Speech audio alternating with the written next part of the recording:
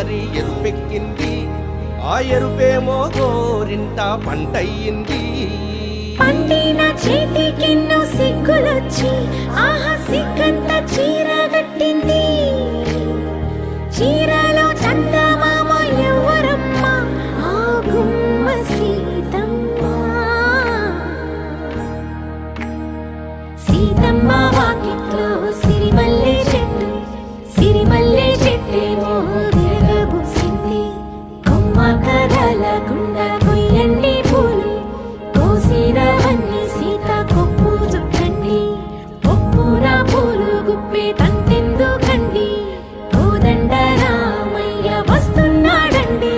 రానే వచ్చాడో యమ్మ ఆ రామయ్య, వస్తూ చేశాడో యమ్మ ఏదో మాయ.